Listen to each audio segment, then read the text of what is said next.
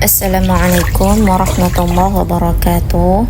Selamat datang kembali teman-teman di channel saya Desius Nita, channel tentang kegiatan saya sehari-hari.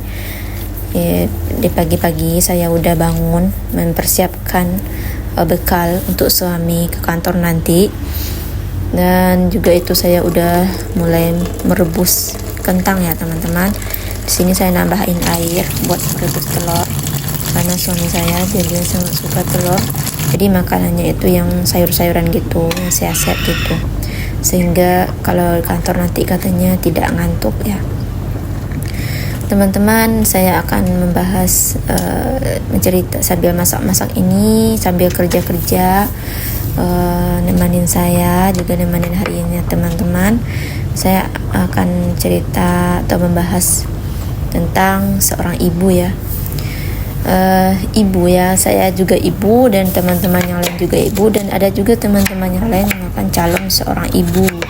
Yang namanya perempuan tentu nanti akan menjadi seorang ibu, baik jadi ibu bagi anak kandung kita sendiri maupun anak-anak saudara kita atau anak-anak tetangga kita dan anak-anak yang ada di sekitar kita. Semua wanita akan dinyatakan sebagai seorang ibu.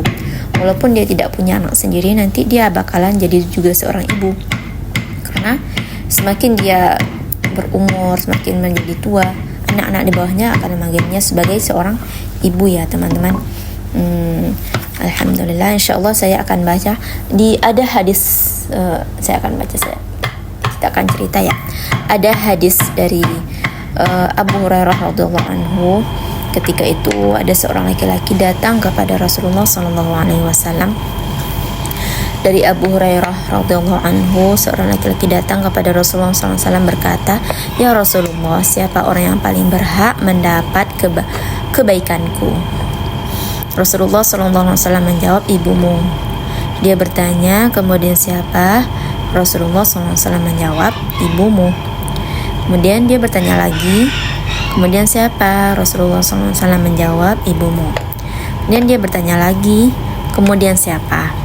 Rasulullah SAW menjawab, "Bapakmu." Kemudian bapakmu. Ya, kita sebagai ibu, ibu itu adalah sosok wanita yang sangat istimewa. Ibu juga merupakan al-madrasah al-ula untuk anak-anaknya, yaitu sekolah pertama untuk anak-anaknya, dan juga sekolah utama untuk anak-anaknya ya. Dalam Islam, ibu itu sangat dimuliakan. Banyak sekali ayat-ayat Al-Quran yang membahas tentang seorang ibu. Terutama yang kita jelas banget, ada nama surah namanya surah An-Nisa. Sedangkan tidak ada nama An-Nisa, itu artinya wanita ya teman-teman. Tentu aja itu juga membahas tentang seorang ibu, karena wanita secara umumnya tidak bisa terbatas siapa saja, karena pada akhirnya seorang wanita itu juga akan menjadi seorang ibu.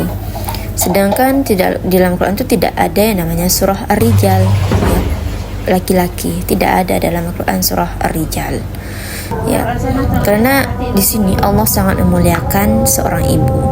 Bahkan di dalam Al-Quran pun Allah sebutkan ibu itu diberikan tugas ya, diberikan tugas, dan tugasnya Allah sebutkan tugasnya itu sangat berat. Allah sebutkan dalam Al-Quran surah Al-Ahqaf nih ayat 15, ibunya mengandungnya dengan susah payah dan melahirkannya dengan susah payah pula, mengandungnya sampai menyapihnya sampai 30 bulan. Sedangkan ayah tidak disebutkan oleh Allah susah payahnya ayah dalam mengurusin anak, dalam mengandung anak, dalam memberikan nafkah kepada anak. Allah tidak menyampaikan, sebutkan secara langsung. Namun ibu, ini bahasanya langsung ke ibu. Ya, tidak dibahasakan kepada yang artinya orang tua. Tidak ya teman-teman. Kalau orang tua itu al-walidain. Al-walidain diartikan dalam bahasa Arab itu kedua orang tua. Tapi di sini diarti langsung Allah sebut dengan bahasa wa ummuhu, dan ibunya. Di sini tidak masuk ke dalamnya ayah ya teman-teman. Makanya di hadis Rasulullah SAW tadi disebutkan 3 kali ibu, sedangkan ayah hanya sekali. Ya, ibu itu perannya apa? Jelas banget ya, ibu tuh perannya karena dia di rumah, dia ngurusin anak, ya perannya adalah mencetak generasi Rabbani, yang merupakan aktivitas yang membutuhkan pemahaman. Ya benar ya, kita butuh pemahaman banget ngurusin anak, harus ada ilmunya, dan juga butuh keikhlasan. Kita harus ikhlas ngurusin anak karena banyak hal yang kita tinggalkan demi ngurusin anak, demi ngurusin rumah. Karena kita harus rela untuk tidak lagi menyibukkan diri kita sendiri dengan pekerjaan di luar demi anak-anak kita, karena kita ingin mengurus anak kita. Itulah peran ibu ya, sangat besar sekali peran ibu itu. Nih, generasi yang mana? Maksudnya ini adalah generasi yang menjadikan Allah sebagai tujuan. Itu yang pertama, kenapa kita harus duduk di rumah? Biar anak kita, generasi setelah kita ini, mereka menjadikan Allah sebagai tujuan hidupnya. Kemudian Nabi Muhammad sebagai teladannya. Ya, tentu saja sebaik-baik teladan kita adalah Rasulullah SAW. Sebagaimana sudah disebutkan Allah dalam Al-Quran, wa innaka la'ala khuluqin azim. Sungguhnya engkau ya Muhammad sungguh di atas akhlak yang mulia, akhlak yang agung. Ya, begitu juga Allah, Rasulullah, kemudian yang terakhir adalah Al-Quran sebagai pedoman. Al-Quran sebagai pedoman. Allah menurunkan Al-Quran ini untuk kita. Ya. Pikir ya, ini saya andaikan ya, saya pernah baca sebuah buku bahwasanya Allah menurunkan Al-Quran itu sebagai petunjuk bagi manusia. Menyampai nggak bagi kita hal seperti itu? Mungkin saya akan analogikan seperti ini. Sebagaimana yang terdapat dalam buku itu, sebuah perusahaan menciptakan sebuah mobil atau menciptakan sebuah HP yang sering kita pegang ini, handphone. Pasti perusahaan itu membuat sebuah yang namanya buku petunjuk cara menggunakan handphone ini bagaimana, cara menyalakannya bagaimana, agar tidak terjadi kesalahan-kesalahan saat menggunakan, apa yang harus dihindari, apa yang harus dilakukan, apa saja rambu-rambunya. Nah, gitulah fungsinya buku-buku petunjuk yang diberikan oleh perusahaan AP itu buat penggunanya. Begitu juga kita sebagai manusia. Allah berikanlah kepada kita setelah Allah ciptakan manusia ini, Allah kasihlah dia itu buku petunjuk biar dia tidak salah-salah, biar dia tidak masuk ke jalan yang salah dalam menggunakan kehidupannya, dalam menggunakan peran-perannya sebagai hamba Allah gitu. Nah, kan tidak susah ya kalau kita melihat gitu ya, ini Al-Quran apa gitu kan. Jelas itu Al-Quran adalah buku petunjuk, buku yang diturunkan Allah untuk menunjuki manusia agar tidak salah-salah dalam menjalani kehidupan.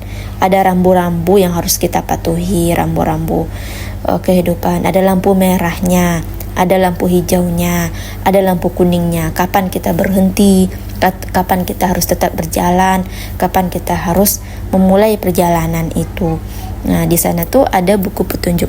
Di sini Allah turunkan Al-Quran untuk semua manusia, tapi manusia itu memilih, ada yang beriman, ada yang tidak. Di sini seorang ibu ya teman-teman, seorang ibu itu memiliki peran yang sangat besar ya. Di tengah dekadensi moral yang menjangkit peradaban ya, terutama dalam dunia media ya, peran ibu itu sangat dibutuhkan untuk membantu melakukan treatment maupun auto protection terhadap generasi setelahnya, baik itu secara internal di keluarga maupun eksternal, maupun termasuk juga sosial media ini yang harus kita awasi terus ya, hingga tercipta harmonisasi anak yang tumbuh kembang dengan penuh keimanan, penuh dengan ketakwaan kepada Allah Subhanahu wa taala. Itu semua seorang wanita itu harus memiliki potensi dan kompetensi yang komprehensif hingga bisa menjadi ibu cerdas dan menjadi teladan yang baik buat anak-anaknya. Baiklah teman-teman, semoga apa yang saya sampaikan ini bermanfaat sekali, terutama buat diri saya sebagai seorang ibu, dan juga saya ingin berbagi kepada teman-teman semua. Apa yang saya sampaikan ini juga bermanfaat bagi teman-teman yang mendengarkan, apa yang ada dalam video ini. Walaupun saya sambil kerja-kerja seperti ini, semoga saja tetap memberikan kebaikan-kebaikan buat teman-teman semua, karena kita harus menyebarkan kebaikan itu. Jangan sampai banyaknya keburukan, kebaikan tidak lagi tersebar. Wa'iyadzubillah. Hati-hati ya, kita harus bertakwa kepada Allah Subhanahu wa taala. Baik teman-teman, terima kasih sudah menonton video saya. Saya ucapkan jazakillahu khairan atas dukungannya, dan jangan lupa like, comment, dan subscribe ya. Assalamualaikum warahmatullahi wabarakatuh.